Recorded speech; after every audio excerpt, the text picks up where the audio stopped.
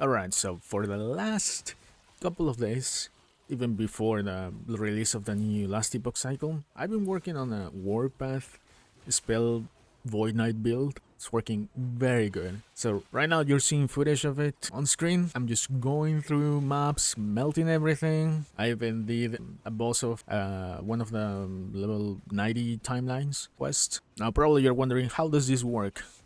And is this using a smite? Well, no smite. I'm using something else, and I'm going to explain it right now. So now this is my character in game. By the way, I'm just level 80. Now these are my skills. I'm using Warpath, Abyssal Echoes, Void Cliff, Healing Hands, and Seals of Hope. Now the Warpath skill tree looks like this. I grabbed this node because this increases the global spell damage that I do with any spells while I'm spinning. Any spells, included damage over time spells. Then of course I grabbed the reduction of mana costs here, I maxed the movement speed, and then I grabbed Abyssal Tempest, just to be able to cast Abyssal Echoes every 5 seconds, which gets buffed because I'm gonna be spinning all the time, and I'm gonna get the plus 50 damage from here.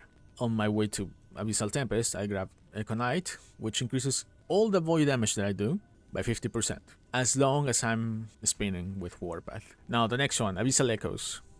I went for the damage over time branch, which is this one. I grabbed Crumbling, 3 out of 3. I'm using Impair the Weak. This changes how the damage over time of Abyssal Echoes behaves. Instead of ticking every second, it ticks every time I attack the target. It still counts as damage over time. Now, why am I using this? It's because I attack really quick with my Warpath. And I'm not sure, but I'm testing. But my Echoes hitting the target also proc Impair the Weak. Not sure, but so far it hasn't felt like a damage reduction.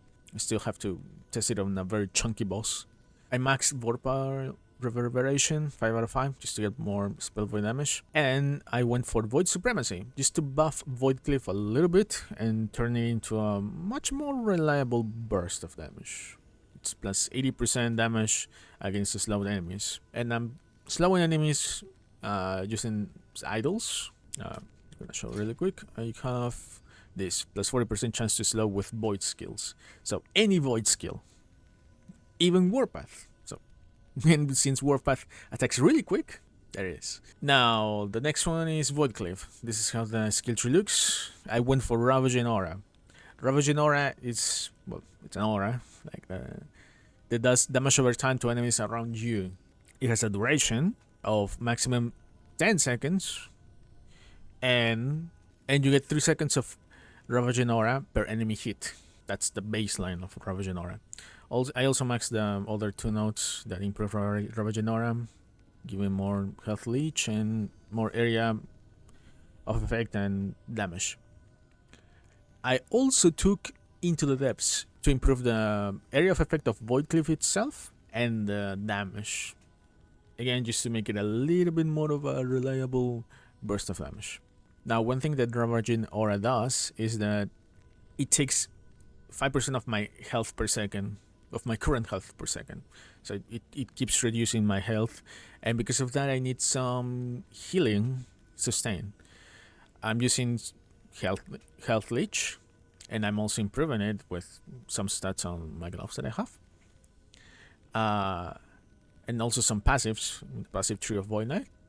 But I need a little bit more than that, just for bosses that I need to sometimes go away from them, just to evade some attacks. And because of that, I'm using Healing Hands. I'm proccing Healing Hands every single time I use Void Cliff by using this Cleric's Hammer. And I'm just improving it.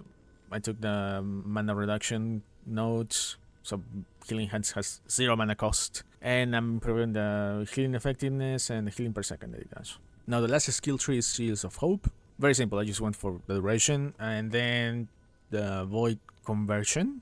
I took a 5 out of 5 Empowering Sigils. I went for Last Wish, so when I'm clearing the map, I'm constantly having 3 out of 3 sigils. But for boss fights, I went for Exigency. Exigency allows Seals of Hope to be an instant cast. That means that I can cast Seals of Hope while spinning. I'm gonna show you. So I'm spinning. Boom, Seeds of Hope. And I don't stop spinning. Pretty good. It makes it have a cooldown and also have more mana cost, but I can sustain that with the amount of mana regeneration that I have. That's it. All the skill trees. Now, how does this work? Very simple. I'll show you to you right now. Now I'm here in Maja Elka. I chose this map because the ground is really clear, which is gonna be good to be able to see how the void spells behave.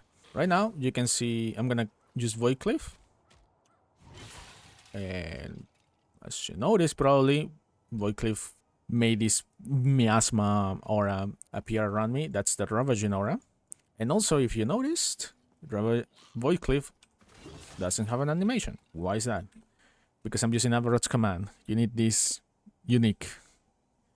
This unique allows me to use Void Cliff while spinning, just like I'm using Seeds of Hope. That allows me to use Void Cliff to summon the Ravaging aura while spinning.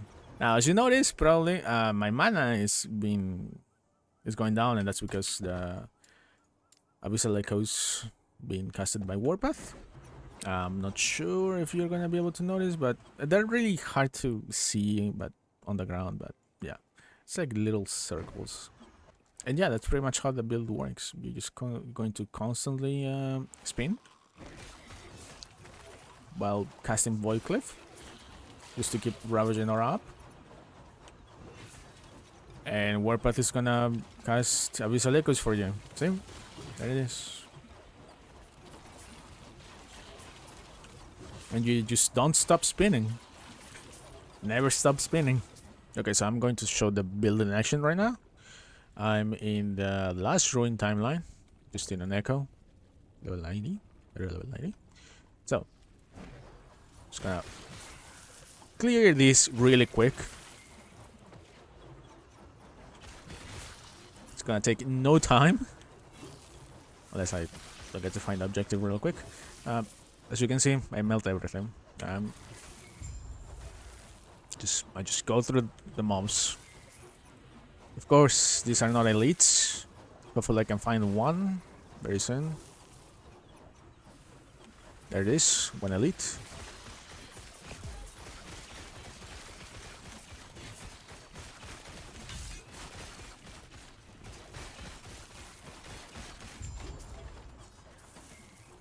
And that's it, that's the echo cleared. Let's see if I can find the Harbinger around here.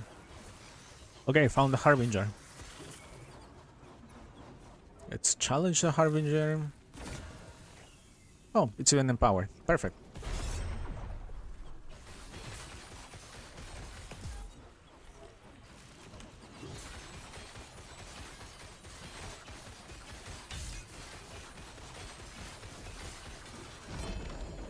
And that's it. Harbinger killed. Harbinger killed. Empowered. 3 out of 3. I'll check the loot later, but that's it. That's how the build works. It's been working very good. I'm going to be pushing corruption in the next stream that it's gonna be happening here in this channel if you want to see. And yeah, you are gonna have the last Epoch tools link in the description with the build planner and a showcase of ideal items, ideal stats that you want. Of course, I don't have those right now, and I still need to figure out which kind of idols I want. Also, you're gonna see the passives. I haven't talked about the passives, but you're gonna see the passives there.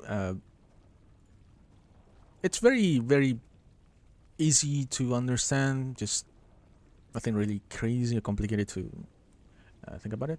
One thing that I'm right now testing real quick is Future Strike. Not sure if this is going to be a good passive node to grab. I don't think this is in the last Epoch tools build planner link, but yeah, I will update that link if this ends up being good. Anyways, that is it. Hopefully you'll enjoy, and if you find something that's not working with the build, let me know in the comments.